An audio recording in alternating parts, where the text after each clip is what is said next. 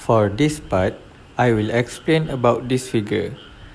This is 8 to 3 line encoder.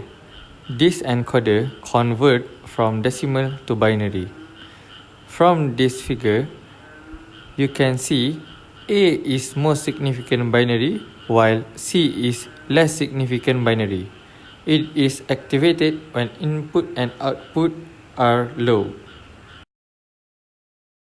When all input is low, it will activate the encoder. It will choose the highest decimal input, which is D7.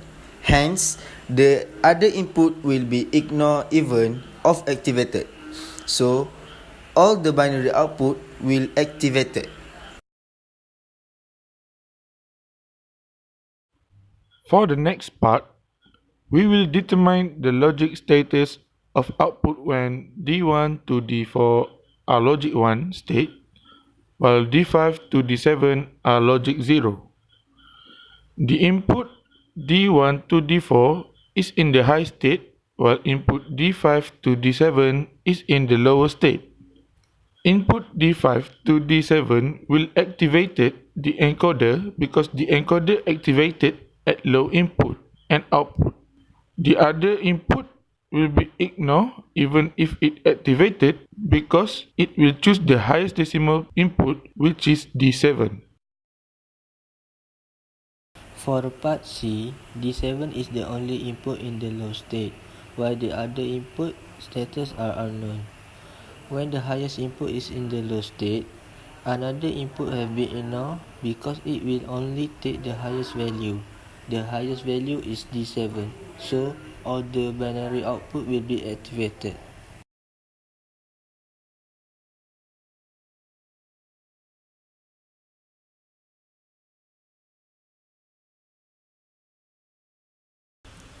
For this part, the output for flip-flop will be activated or deactivated based on the clock pulse. In this case, JK flip-flop is used. When input J is high, it will make the output Q become high. This is in set condition. Next, when input K is high, it will make the output Q become low. This is in reset condition. Based on the question, Q output is initially 0. In this case, Q output will become input for K, while Q bar output will become input for J. Hence, this flip-flop will activate it at negative H-triggered clock pulse because it have bubble at clock.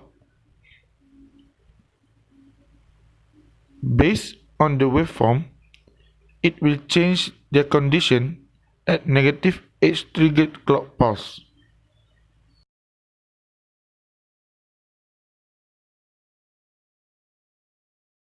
In this case, Q output will become input for J, but the value of the input J will invert from the Q output because there are bubbles at input J.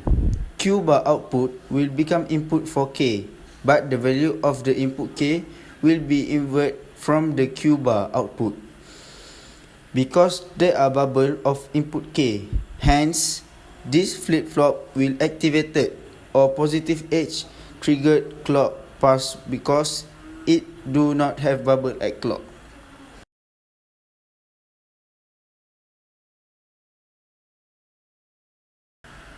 Based on the waveform, it will change their condition of positive H triggered clock pulse. For the frequency division, the input waveform is 100 kHz and the flip-flops use only one. The frequency for Q output can be calculated using formula input waveform divided by two power numbers of flip-flop used.